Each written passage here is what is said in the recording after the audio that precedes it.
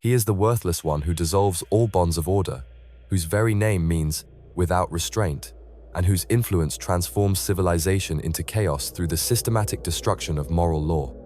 But what primordial rebellion gave birth to this architect of moral chaos? And why does his lawlessness strike at the very foundation of civilized society? This is Demonology Explained, and today we're exploring the question, who is Belial? And how has this demon of worthlessness wielded the power of lawlessness to unravel everything that holds human civilization together? Think about the worst person you know, someone who breaks every rule, ignores every boundary, respects no authority. Now imagine that person had supernatural power and a plan to destroy the very concept of right and wrong. That's Belial. But here's what makes Belial different from every other demon. He didn't start as a demon at all. He started as an idea, the worst possible idea. And that idea became so powerful, so destructive, that it eventually took on a life of its own. Most people have never heard of Belial. They know Satan, they know Lucifer. But Belial? He's been working in the shadows for thousands of years, and his influence is everywhere you look. What makes Belial so terrifying isn't what he does, it's what he undoes. While other demons tempt people to break rules, Belial destroys the very concept of rules.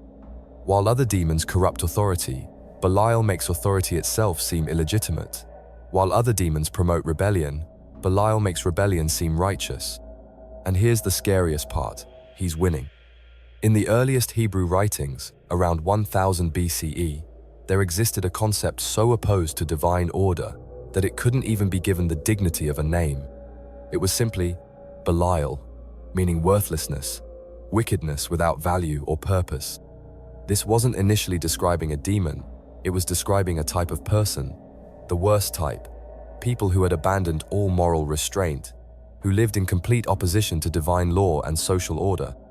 They weren't just criminals or sinners, they were something worse. They were people who had embraced worthlessness as a principle, who actively sought to destroy the moral foundations that made community life possible. The Book of Judges gives us vivid examples. The men of Gibeah, who committed horrific sexual violence, are called sons of Belial, not because they served a demon named Belial, but because their actions embodied the principle of worthless wickedness that the term represented. Here's what made these people so dangerous. They had moved beyond mere law-breaking into active law-destroying. They didn't just want to get away with bad behavior. They wanted to make good behavior impossible, but something strange happened over the centuries. This concept, this idea of worthless rebellion, began to take on a life of its own. Jewish writers started to understand that the forces of lawlessness were operating with such systematic intelligence that they seemed to possess demonic consciousness.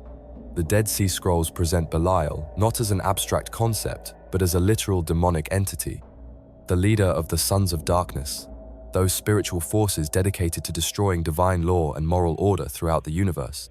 What makes this transformation so significant? It reveals something crucial about how evil operates. Evil ideas don't stay ideas, they become forces. They develop their own momentum. They recruit followers. They build systems. And once an evil idea becomes a movement, it becomes almost impossible to stop.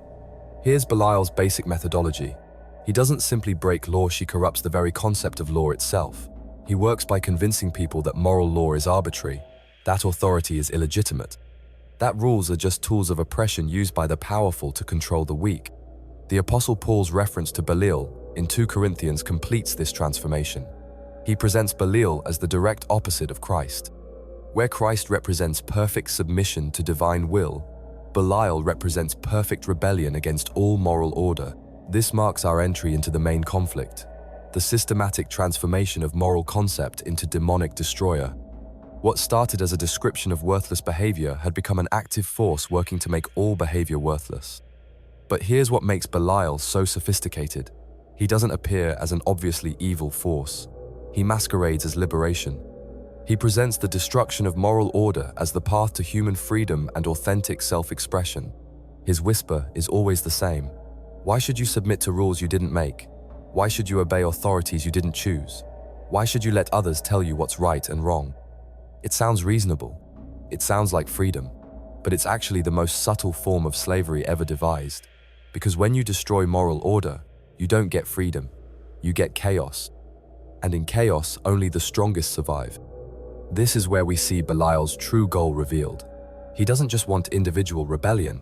He wants the complete breakdown of the moral frameworks that make civilization possible. Medieval scholars didn't just study Belial as ancient history. They documented his influence as a present and growing threat. And what they discovered was absolutely chilling.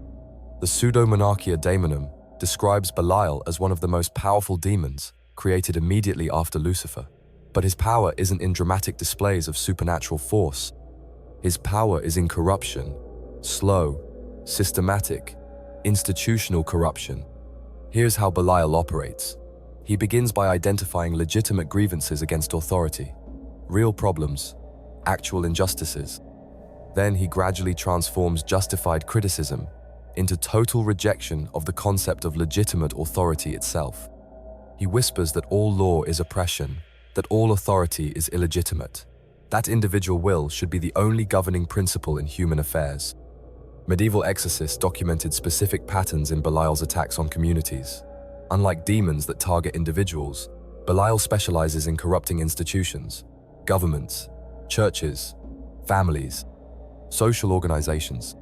He works to convince people that these structures are inherently oppressive rather than necessary for human flourishing. And once people believe that, the structures begin to crumble. Think about it. What happens when people stop believing in the legitimacy of government? When they stop trusting institutions? When they reject the idea that anyone has the right to tell them what to do? You get exactly what we're seeing today. A society that's tearing itself apart because it's lost the ability to agree on basic moral principles. Here's where we reach the turning point in understanding Belial's true horror. He doesn't simply inspire individual lawlessness. He systematically destroys the very foundations that make human civilization possible. Belial represents what we could call the anti-civilization principle. He transforms human society from ordered community into chaotic individualism. Where there should be cooperation, he creates competition. Where there should be trust, he creates suspicion. His methodology becomes clear when you look at how lawlessness spreads through societies. He identifies real flaws and limitations in human institutions, and no human system is perfect, then uses these imperfections to justify the complete rejection of order itself. Where reform and improvement should happen within the framework of law and authority, Belial promotes revolution and destruction. Where criticism should lead to better systems, he leads to no systems at all. Here's the most terrifying part. He doesn't want people to break rules. He wants the idea of rules to become unthinkable. He doesn't want rebellion against authority. He wants the concept of legitimate authority to disappear entirely. This midpoint revelation transforms our understanding completely. We're not dealing with a demon who creates criminals. We're dealing with a force that attacks the very possibility of moral order itself. Now we reach the climax of understanding just how devastating Belial's influence can be. His corruption operates through multiple forms of social and moral destruction, each representing a different aspect of lawlessness taken to its logical conclusion. Intellectual lawlessness, the corruption of legitimate questioning into absolute relativism. Belial whispers that truth itself is oppressive, that moral standards are just cultural constructs.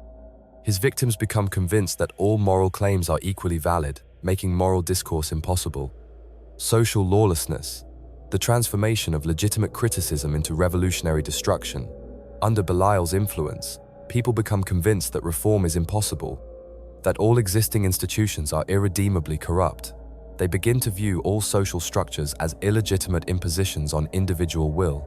Spiritual lawlessness, the corruption of legitimate spirituals seeking into rejection of divine authority. Belial convinces his victims that they are their own ultimate authority. That divine law is an artificial constraint on human potential. But here's the most insidious form: justice corruption. Belial corrupts the very concept of justice, the legitimate desire for fairness and accountability. He transforms the pursuit of justice into a weapon against the concept of law itself. He convinces people that since human systems are imperfect, the only just response is to reject all systems entirely. That since authorities sometimes fail, the concept of authority itself is illegitimate. This is how entire societies become infected. What starts as legitimate criticism of specific problems becomes wholesale rejection of the moral frameworks needed to solve any problems at all. In our contemporary world, Belial's ancient methodologies have found perfect expression. We're living through what could be called the Belial moment in human history. Consider the epidemic of institutional distrust. People increasingly reject not just specific authorities, but the very concept of legitimate authority. Modern patterns align perfectly with traditional descriptions of Belial's influence: radical relativism, institutional nihilism, the growing inability of societies to maintain stable governing structures. The rise of radical individualism follows Belial's exact pattern, starting with legitimate criticisms of imperfect institutions but gradually evolving into revolutionary destruction of the institutional frameworks that make reform possible. Cancel culture, targeting institutional leaders, the systematic deconstruction of traditional moral frameworks, political movements that demand the complete overthrow of existing systems rather than their improvement. Whether in politics, religion, education, or family structures, the pattern remains consistent. Legitimate criticism corrupted into total rejection of order itself. And here's what makes this particularly dangerous today. Modern technology amplifies Belial's influence exponentially. Social media creates echo chambers where radical ideas can spread without challenge, where institutional distrust can be weaponized, where the complete rejection of authority can seem not just reasonable, but noble. But traditional religious texts provide guidance for protection against Belial's influence. The consistent theme emphasizes cultivating respect for legitimate authority, practicing constructive rather than destructive criticism, and understanding the sacred nature of moral law and social order. The concept of divine law emerges as the primary defense against Belial's corruption. Traditional spiritual practices like obedience, reverence for legitimate authority, and commitment to moral standards serve to counter the anarchic individualism that makes lawlessness appealing. The biblical account of Israel's judges and kings provides the template for understanding the balance between legitimate authority and tyrannical abuse. The scriptures don't promote blind obedience to corrupt authority, but they consistently warn against the chaos that results when people reject the very concept of legitimate governance. Here's the key insight: the alternative to imperfect order isn't perfect freedom, it's chaos. And in chaos, the weak suffer most. The very people that lawlessness claims to protect end up being its greatest victims. Modern political science echoes these insights: constitutional governance, checks and balances, reformist rather than revolutionary approaches. These reflect the same wisdom that ancient theologians encoded in their understanding of Belial's defeat. As we conclude our exploration of Belial, we arrive at our final understanding.